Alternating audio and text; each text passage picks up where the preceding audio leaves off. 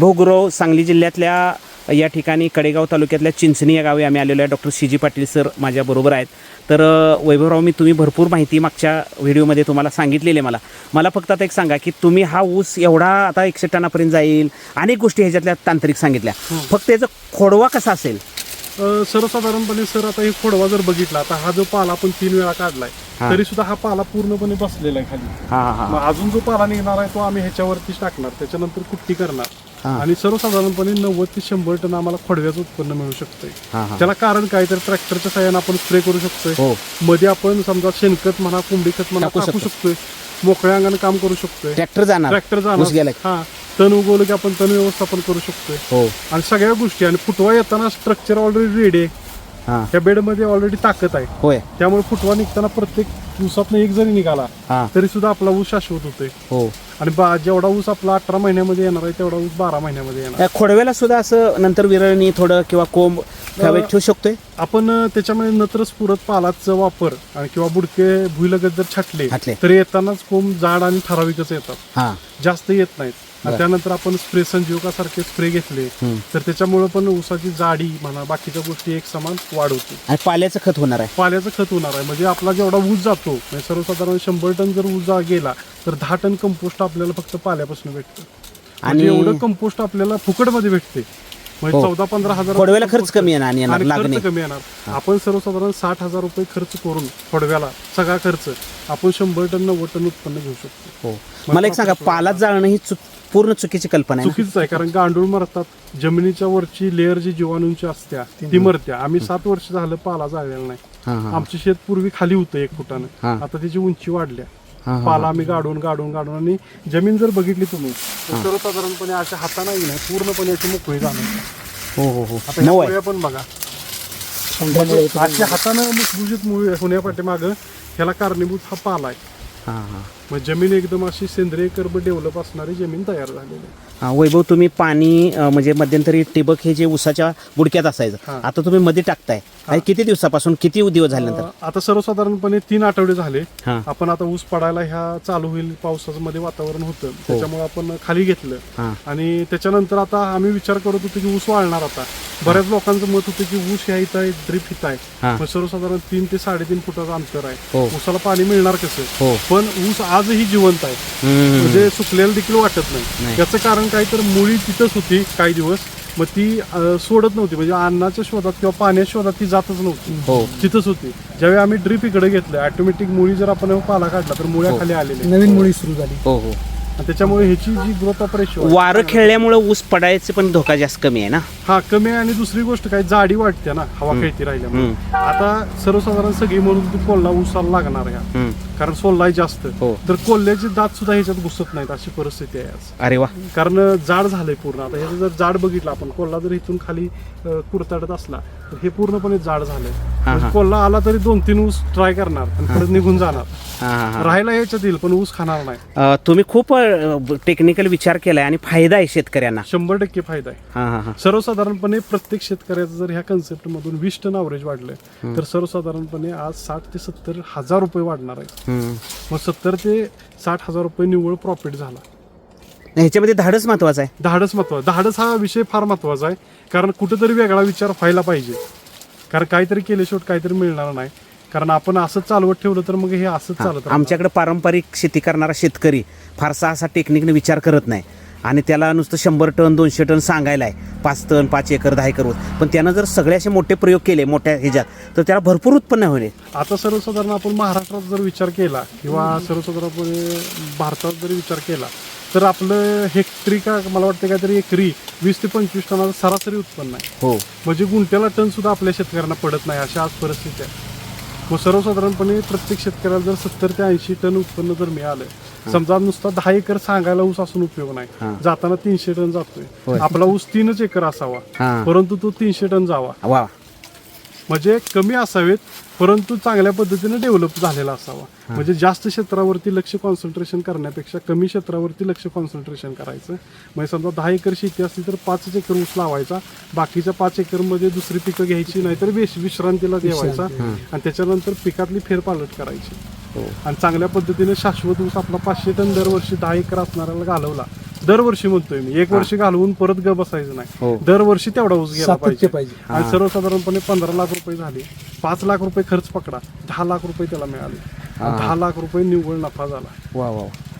मग नफा म्हणजे सर्वसाधारण 10 लाख म्हणजे चेष्टा नव्हे. इंजिनियर डॉक्टरचा पगार आज ग्रामीण भागामध्ये मिळतो. नाही, वैभव खूप सुंदर आहे. म्हणजे शेतकऱ्यांनी थोडंसं धाडस आणि कल्पकता वापरली आणि इतरांचा सल्ला घेतला तर त्याला उत्पन्न निश्चितपणे मिळणार आहे. 100% मिळणार आहे. हो हो. कारण टेक्निकल गोष्टी ज्या चुकतायत त्या आपण दुरुस्त करत जर थोड्या थोड्या गेलो तर दरवर्षी आपलं 5-10 टनानं उत्पन्न जर वाढत गेलं तर प्रत्येक शेतकरी हा 100 टन, 125 टन, 150 टनापर्यंत जाऊ शकतो. तर माझ्याबरोबर डॉक्टर CG पाटील सर आहेत.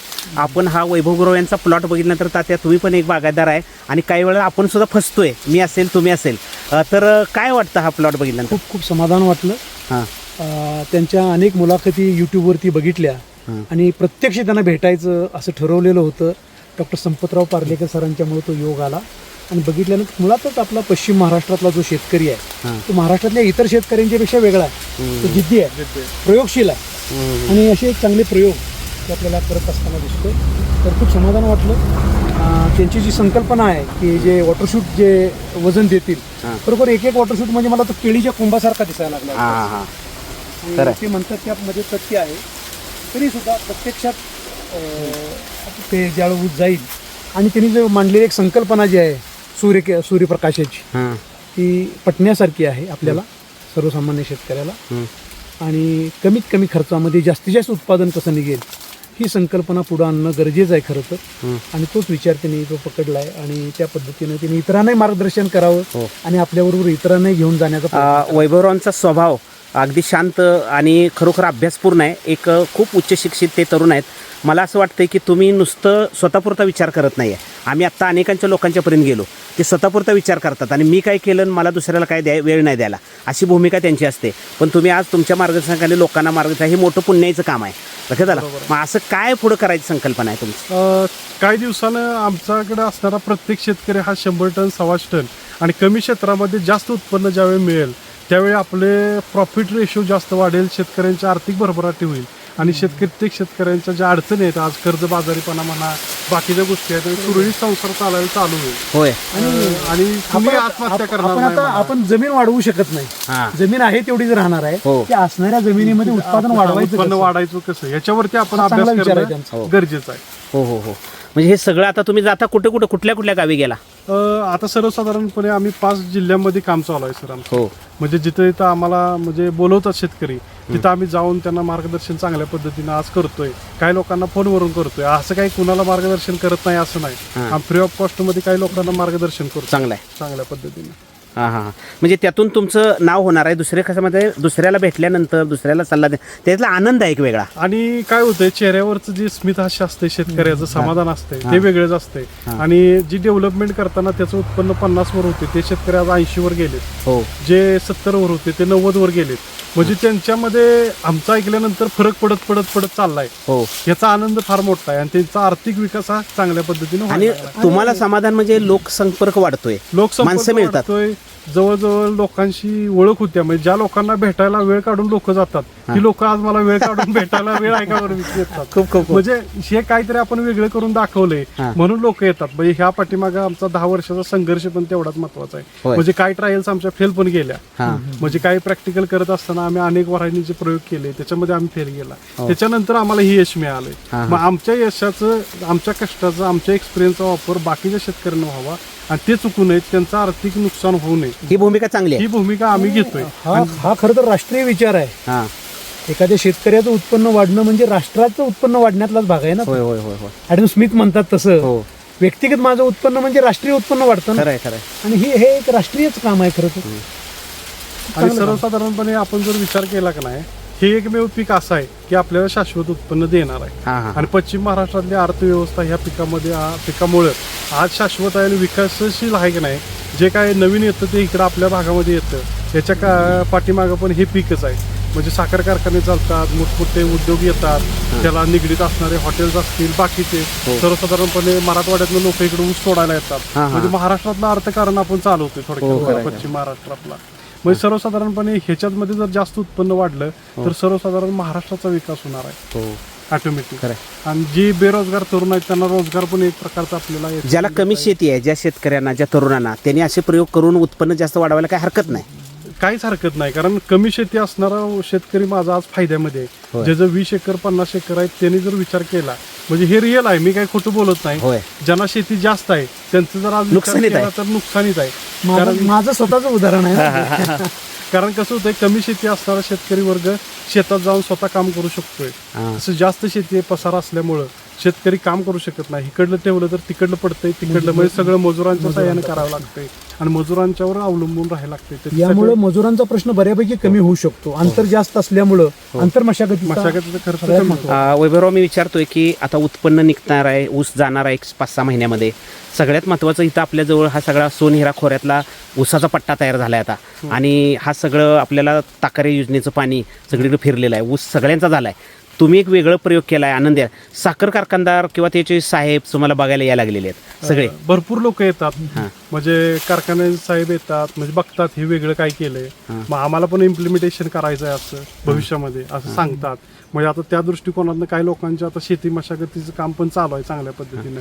मला पण बरं वाटतं, काही लोक म्हणजे आपण जो प्रयोग केलाय तो यशस्वी झालाय आणि कित्येक लोकांचा त्याच्यातून फायदा होणार आहे. नाही, कारखान्यातले शेती विभाग जो आहे तो उत्पन्न कसं वाढेल आणि सरी किंवा त्याला खत पुरवठा एवढंच करते, पण जास्तीत जास्त अशा पद्धतीनं प्रयोग करा. ह्याचा सल्ला किती पद्धती आहेत मला माहिती नाही.